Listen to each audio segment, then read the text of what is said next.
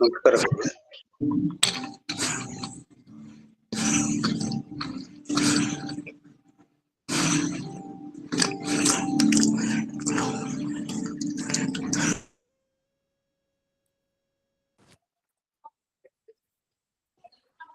ಸುಮತಿಭಿರನುಮೇಯಂ ಶುಕ್ಲಕಾಯಂ ಸಖಾಯಂ ಸುಖಮಜಮನಪಾಯಂ ಮುಕ್ತಿಪಾಯಂ ವಿಮಾಜಂ ನೃಹಜಮಹಮಮೇಜಂ ಧ್ಯೇಯಮಾಮ್ನಾಜಗೇಯಂ ಸದಜಮಸದಜೇಯಂ ಶ್ರೀಸಹಾಯಂ ಭಜೇಯಂ ಅಂಜನಾಸುನು ಸಾನ್ನಿಧ್ಯಾತ್ ವಿಜಯೇನ ವಿರಾಜಿತಂ ಅಜಿತಪ್ರೀತಿಜನಕಂ ಭಜೇಹಂ ವಿಜಯಧ್ವಜಂ ತಪಸ್ವಾಧ್ಯಾಯ ಶುಶ್ರೂಷಾ ಕೃಷ್ಣಪೂಜಾರತಂ ಮುನಿಂ ವಿಶ್ವೇಶಮಿಷ್ಟದಂ ವಂದೇ ಪರಿಮ್ರಾಟ್ ಚಕ್ರವರ್ತಿನಂ. ಶ್ರೀ ಗುರುಭ್ಯೋ ನಮಃ. ಹರಿ ಓಂ.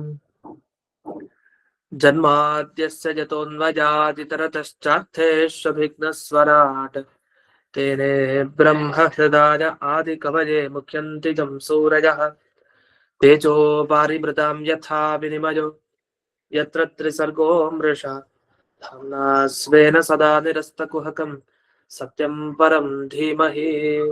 ಓಂ ಸ್ವಸ್ತ್ಯಸ್ತು ಸತಾಂ ಆಶೇಷ ಸನ್ಮಂಗಲಾನಿ ಭವಂತು. ಸಮ್ಯಕ್ ಶ್ಲೋಕೈಕ ಶ್ರವಣ ಪಠನ ಮಾತ್ರೇಣ ವಕ್ತುಶ್ಚ ಶ್ರೋತॄಣಾಂ ನಿಖಿಲ ಕಲಿಕೃತ ಕಲ್ಮಷ ಅಪನೋದನ ಪಡುತರೆ. ಶ್ರೀಮದ್ ಭಾಗವತೆ ಮಹಾಪುರಾಣೆ ತೃತೀಯ ಸ್ಕಂಧೆ ಅಷ್ಟಮಾಧ್ಯಾಯೇ ಅದ್ಯ ಕಥಾನುವಾದೆ ಸತಿ ಕಿಂಚಿತ್ ಪೂರ್ವ ಕಥಾನುವಾದಃ. ಇದುವರೆಗೆ ಸ್ವಪ್ನದ ವಿವರಣೆ ಬಂತು. ಸ್ವಪ್ನದಲ್ಲಿ ಕಾಣೋದೆಲ್ಲ ಸುಳ್ಳು, ಸ್ವಪ್ನನೂ ಸುಳ್ಳು, ಅದರಂತೆ ಈ ಸಂಸಾರ ಅಂತ ಹೀಗೆಲ್ಲ ವಿಷಯಗಳು ಹಿಂದೆ ಬಂದಿದ್ವು. ಈಗ ಮುಂದಿನ ವಿಷಯ ಒಂದು ಉದಾಹರಣೆನ ಕೊಡ್ತಾರೆ. ಈಗ ಇಲ್ಲಿವರೆಗೆ ಕನಸಿನ ಉದಾಹರಣೆ ಕೊಟ್ಟು ಈಗ ಇನ್ನೊಂದು ಉದಾಹರಣೆ. ಇದು ಕನಸಿನಲ್ಲ ಕಟ್ಟದ್ದಲ್ಲ, ನಿಜವಾದ ಜೀವನದಲ್ಲೇ ನನಸ್ನಲ್ಲಿ ಕಂಡಿತು. ಒಂದು ನಿಜವಾದ ಜೀವನ ಮಿಥ್ಯಾ ಜೀವನ ಅನ್ನೋ ತಾತ್ಪರ್ಯ ಏನಿದೆ ಅಂದ್ರೆ ಪೂರ್ವ ಪಕ್ಷಿಗಳಿಗೆ ಅದು ಸುಳ್ಳಿಗೆ ಸತ್ಯ ಅಂತ. ಆದ್ರೆ ಇದು ಒಂದು ಹಂತಕ್ ಸತ್ಯ. ಈ ಜಗತ್ತು ಹೊರಗಡೆ ನಾವೇನು ಎಚ್ಚರದಲ್ಲಿದ್ದಾಗ ನೋಡ್ತೀವಿ, ಇದಕ್ಕೂ ಕೂಡ ಒಂದು ದಿವಸ ನಾಶ ಇದ್ದೇ ಇದೆ, ಇದು ಒಂದ್ ದಿವಸ ಹೋಗ್ಬೇಕು ಅಂತ ಒಂದು ಉದಾಹರಣೆ ಕೊಟ್ರು. ಏನ್ ಕೊಟ್ರು ಅಂತ ನೋಡೋಣ. 11ನೇ ಶ್ಲೋಕ.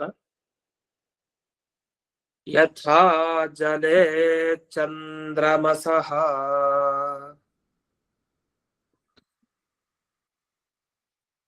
ಕಂಪಾದಿಸ್ತತ್ಕೃತೋ ಗುಣಃ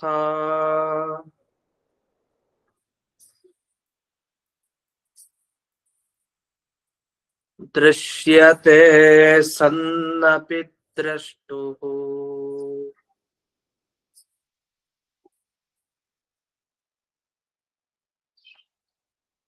ಆತ್ಮನೋ ನಾತ್ಮನೋ ಗುಣಃ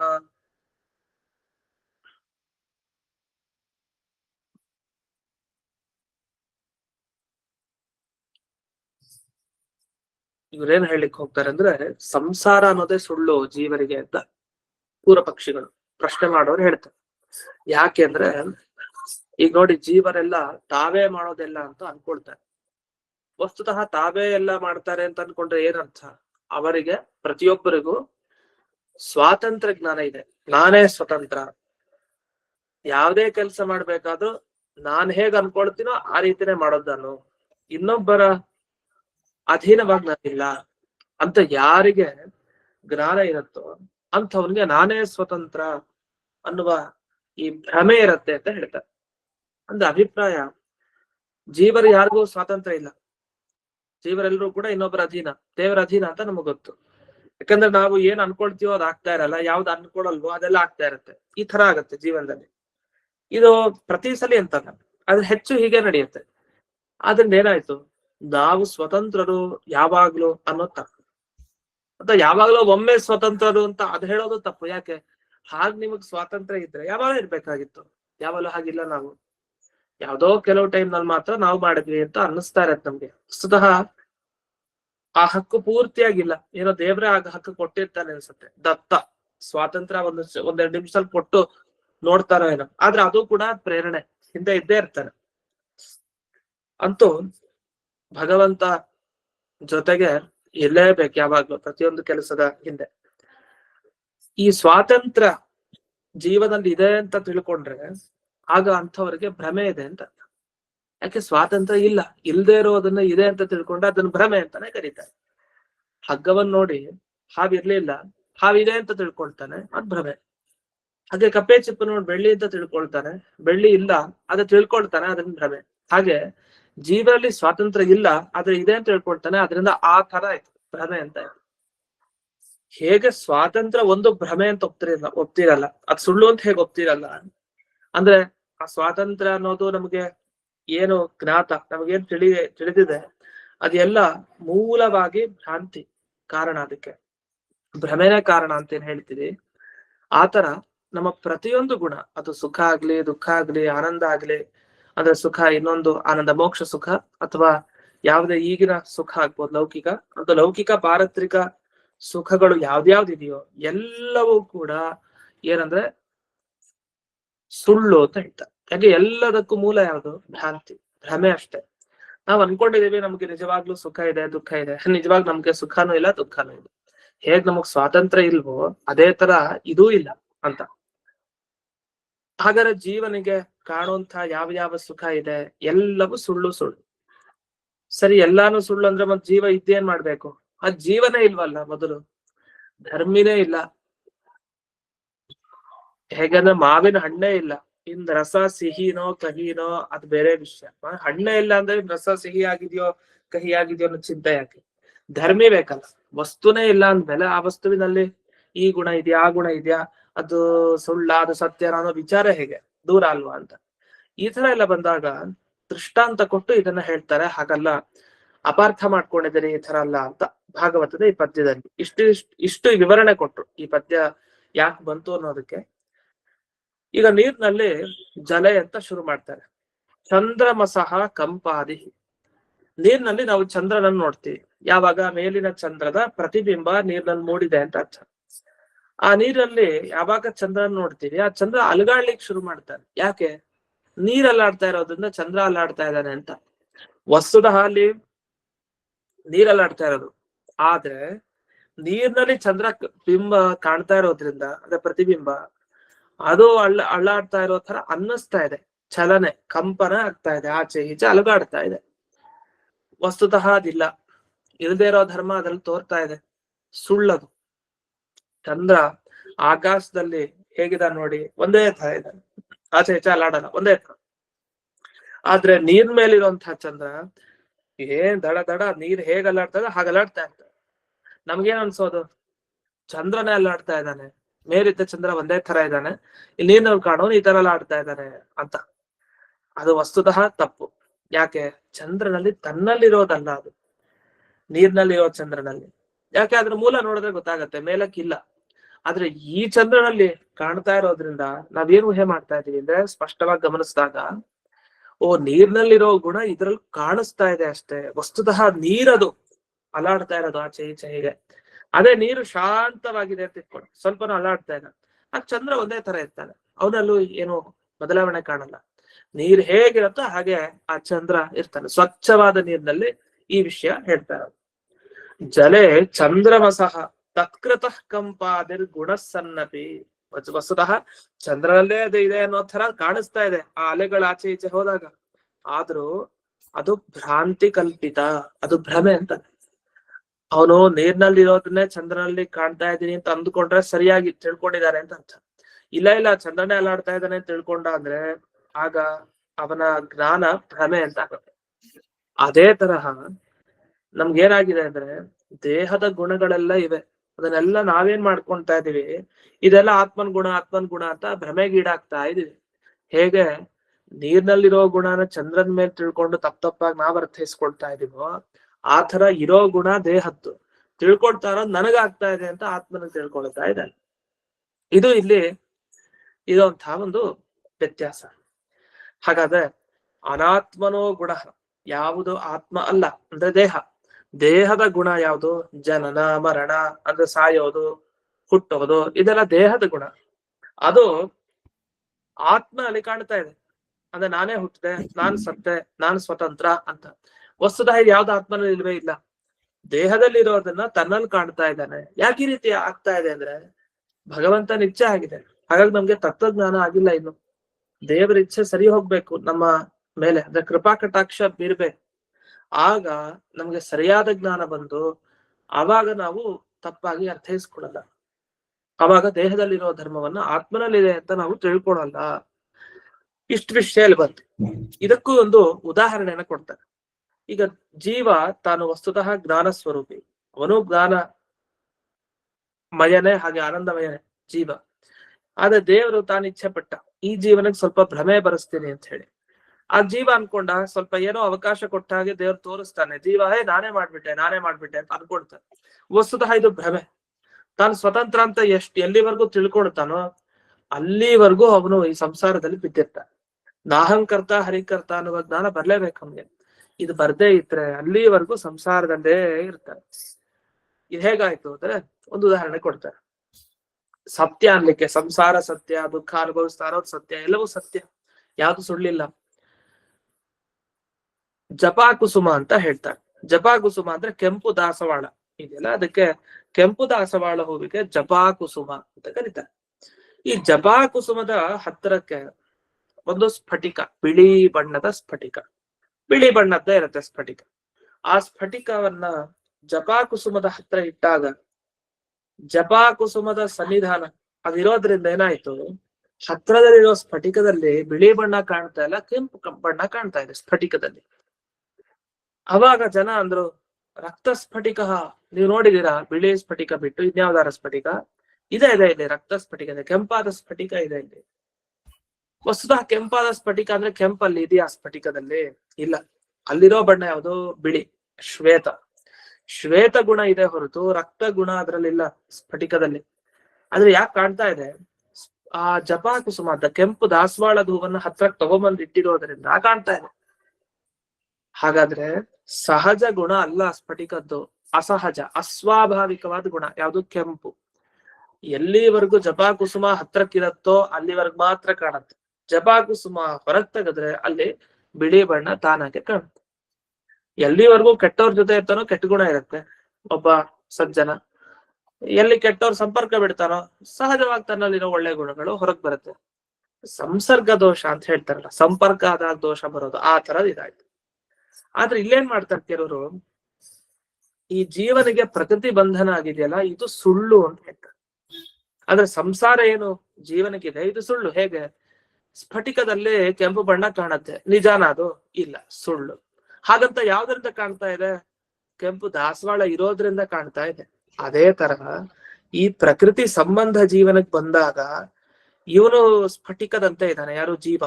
ಇವನು ಶುದ್ಧ ಸ್ಫಟಿಕದಂತೆ, ಯಾರು? ಜೀವ. ಅವನಿಗೆ ಈ ಪ್ರಕೃತಿ ಸಂಪರ್ಕಕ್ಕೆ ಬಂದಾಗ ಆ ಪ್ರಕೃತಿಲಿ ಈ ಏನೋ ಒಂದು ಗುಣ ಇದೆ ಅಂದ್ರೆ ಇನ್ನೊಬ್ಬರನ್ನ ಬಂಧಿಸುವಂತ ಗುಣ ಇದೆ. ಬಂಧಿಸೋ ಗುಣ ಅಂದ್ರೆ ಅದು ಧರ್ಮವನ್ನು ತೋರ್ಸತ್ತಷ್ಟೇ. ಹಾಗಾದ್ರೆ ನಿಜವಾಗಿ ಬಂಧನ ಅನ್ನೋದು ಜೀವನಿಗಿಲ್ಲ, ಅದೇ ಪ್ರಕೃತಿ ಹತ್ರಕ್ಕೆ ಇರೋದ್ರಿಂದ ಅದು ಕಾಣಿಸ್ತಾ ಇದೆ ಅಷ್ಟೇ.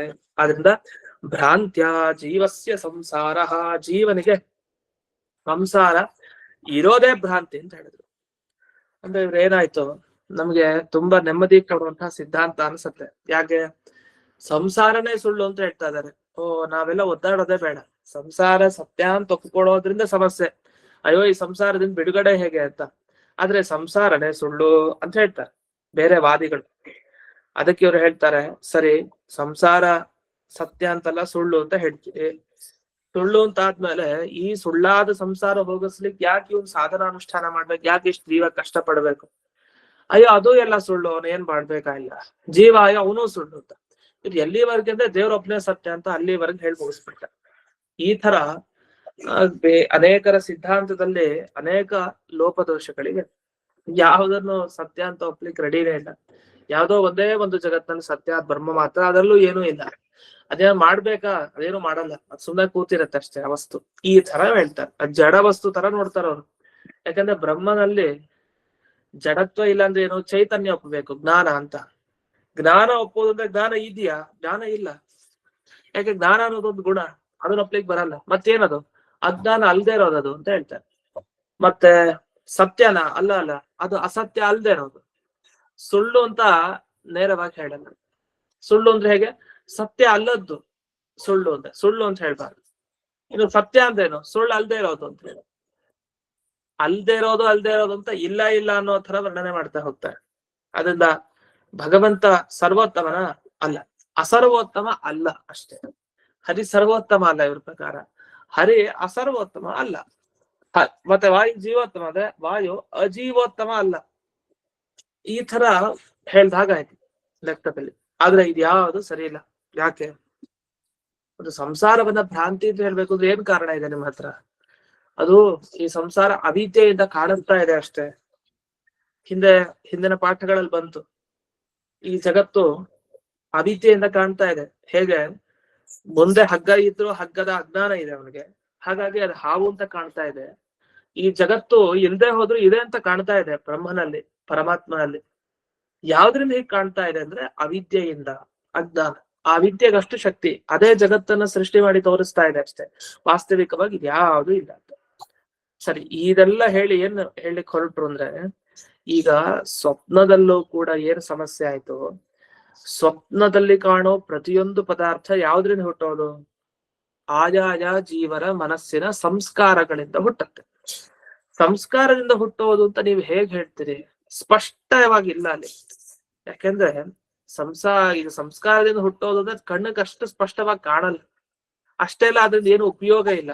ಆ ಸ್ಪಷ್ಟತ್ವ ಇಲ್ಲ ಅನ್ನೋದಕ್ಕೆ ಬೇರೆ ಬೇರೆ ತರ ಅರ್ಥ ಇದೆ.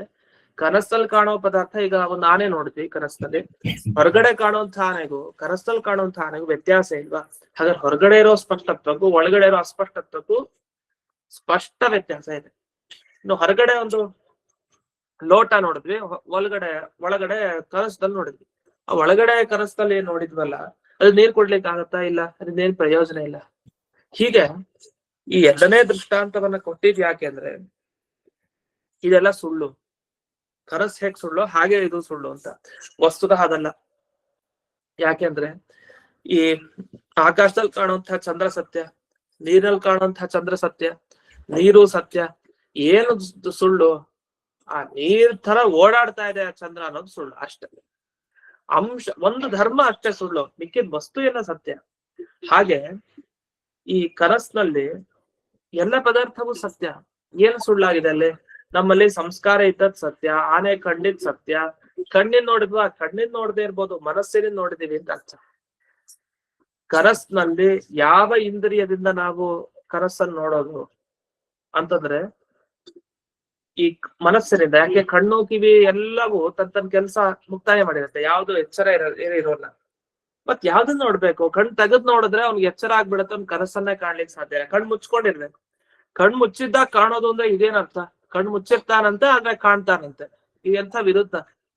ಕಣ್ ತೆಗೆದ್ರೆ ತಾನೇ ಕಾಣೋದು ವಸ್ತುಗಳು, ಕಣ್ ಮುಚ್ಚಿದಾನೆ ಆದ್ರೆ ಕಾಣ್ತಾನೆ ಅಂದ್ರೆ ಏನರ್ಥ? ಅಂದ್ರೆ ಮನಸ್ಸಿನಿಂದ ನೋಡ್ತಾ ಇದ್ದಾನೆ ಅಂತ ಅಷ್ಟೇ ಅರ್ಥ. ಇದನ್ನ ಸಂಧ್ಯಾಧಿಕರಣ ಸುಧಾಕರ ಹೇಳಿದ್ದಾರೆ. ಅದೇ ವಿಷಯ ಬರ್ತಾ ಇದೆ. ಇದಾದ್ಮೇಲೆ ಏನಾಯ್ತು? ಸಂಸಾರವನ್ನ ಸತ್ಯ ಅಂತ ಒಪ್ಲೇಬೇಕು. ಮತ್ತೆ ಕನಸು ಭ್ರಮೆ ಅಂತ ಯಾಕೆ ಹೇಳ್ತಾರೆ ಅಂದ್ರೆ ಒಂದ್ ಅಂಶ ಇದೆ. ಎಲ್ಲಿ ಇಡ್ಬಿದ್ದಾರೆ ಅಂದ್ರೆ, ಈ ಹೊರಗಡೆ ಆನೆನ ನಂಗೆ ಒಳಗಡೆ ಕಾಣ್ತಾ ಇದೆ ಅಂತ ಹೇಳಿದ್ರೆ ತಪ್ಪು. ಅದು ಸುಳ್ಳದು. ಅದು ನಮ್ ಪ್ರಕಾರನು ನಾವು ಒಪ್ತೀವಿ. ಅಂದ್ರೆ ಬಾಹ್ಯತ್ವ ಅಂಶ ಭ್ರಮೆ ಅಂತ ಹೇಳ್ತಾರೆ. ಬಾಹ್ಯತ್ವ ಅಂಶ ಭ್ರಮೆ ಅಂತಂದ್ರೆ, ನಮ್ಮ ಕನಸಿನ ಒಳಗಡೆ ಒಂದು ಆನೆ ಕಾಣ್ತಾ ಇದೆ. ಆನೆಯ ಪರಿಮಾಣ ಎಷ್ಟು ದೊಡ್ಡದಾಗಿದೆ? ಆನೆ ತುಂಬಾ ಚಿಕ್ಕದು. ಆನೆ ತುಂಬಾ ಚಿಕ್ಕದು ಅಂತ ಇಲ್ವೇ ಇಲ್ಲ, ಅದು ದೊಡ್ಡದೆ. ಅದಕ್ಕೆ ಆನೆ. ಅದು ಗಜಹ. ಹೊರಗಿನ ಆನೆ ತುಂಬಾ ದೊಡ್ಡದಾಗಿದೆ. ಆಗ ಪ್ರಶ್ನೆ ಮಾಡ್ಕೊಡ್ತಾರೆ, ಹೊರಗಡೆ ಆನೆನೇ ನೋಡಿದ್ದ ನೀವು ಕನಸಲ್ಲಿ? ಇಲ್ಲ, ಹೊರಗಡೆ ಆನೆ ನಾವು ನೋಡ್ಲಿಲ್ಲ ಕನಸಲ್ಲಿ. ಮತ್ತಿದೇನ್ ಬೇರೆ ಆನೆನ? ಅದೇ ತರದ್ ಸೊಂಡ್ಲು ಇದೆ, ಅಲ್ಲಿ ಬಾಲ ಇದೆ, ತಪ್ಪುಗಿದೆ, ಎಲ್ಲ ಇದೆ. ಇಲ್ಲೆಲ್ಲ ವ್ಯತ್ಯಾಸ ಇದೆ. ಹೊರಗಡೆ ಆನೆ ಯಾವ ಆಕಾರದಲ್ಲಿ ಇದೆಯೋ ಈ ಕನಸಿನಲ್ಲಿರೋ ಆನೆ ಆ ಆಕಾರದಲ್ಲಿ ಇಲ್ಲ. ಮತ್ತೆ ಹೊರಗಡೆ ಹೇಗದು ಬಂದು ಹೊಡೆದ್ರೆ ಒಬ್ಬ ವ್ಯಕ್ತಿ ಸತ್ತೇ ಹೋಗ್ಬಿಡ್ತಾನೆ. ಕನಸಿನಲ್ಲಿ ಆನೆ ಏನ್ ಹೊಡೆದ್ರು ಏನೂ ಆಗಲ್ಲ ಯಾರಿಗೂ.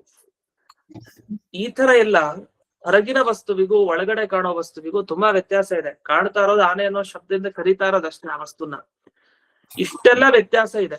ಇಷ್ಟೆಲ್ಲ ವ್ಯತ್ಯಾಸ ಇದ್ದಾಗ ಕನಸಿನಲ್ಲಿ ಕಾಣುವಂತಹ ವಸ್ತು ಸುಳ್ಳು ಅಂತ ಹೇಗ್ ಹೇಳ್ತಾರೆ ಎಲ್ರು ಅಂದ್ರೆ, ಈ ಕನಸಲ್ಲಿ ನಾನು ಯಾವ ಆನೆ ಕಾಣ್ತಾ ಇದ್ದೀನಿ, ಇದೇ ಆ ಕಾಡ್ನಲ್ಲಿ ಇದೆ, ಇದೇ ಅಲ್ಲಿತ್ತು ಇಲ್ಲಿತ್ತು ಅಂದ್ರೆ ಭ್ರಮೆ, ಅದ್ ಸರಿ ಇಲ್ಲ.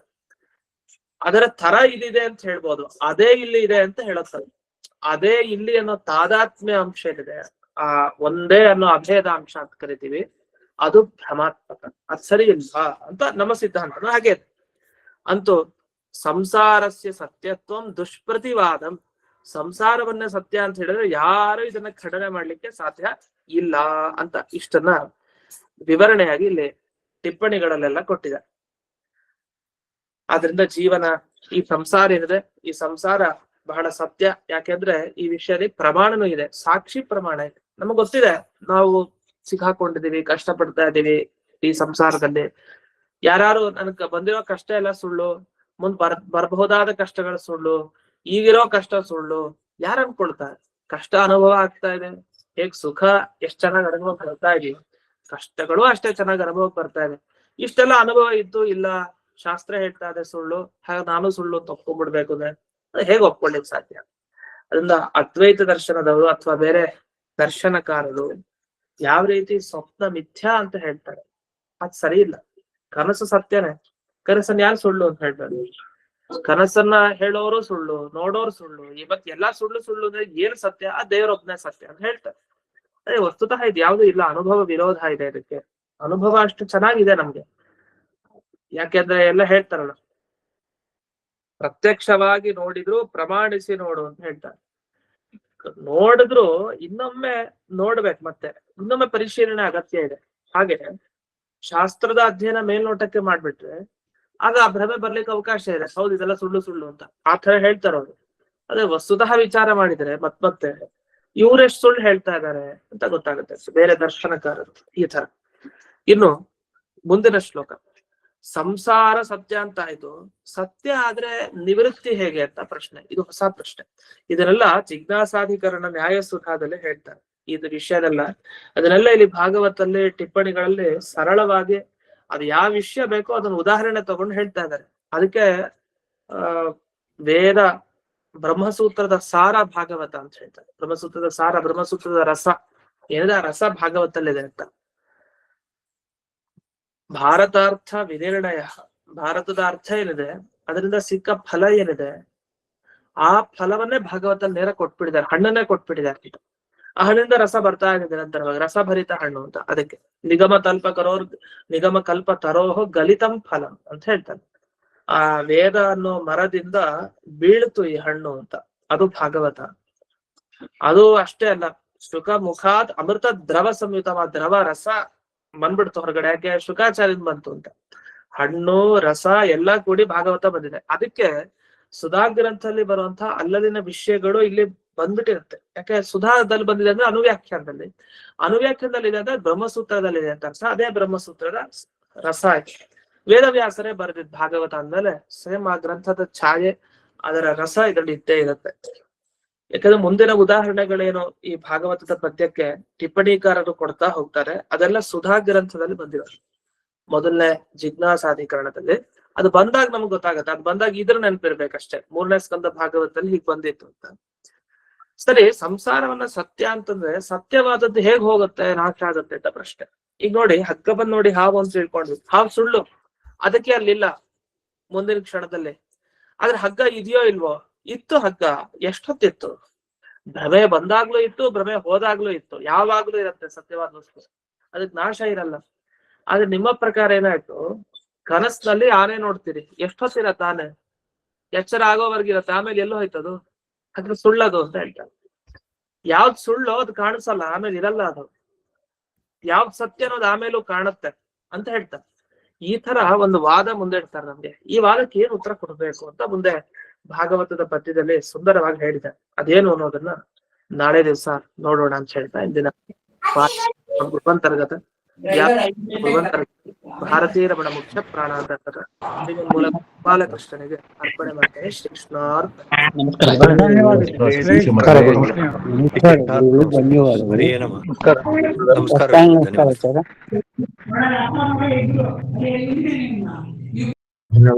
ನಮಸ್ಕಾರ.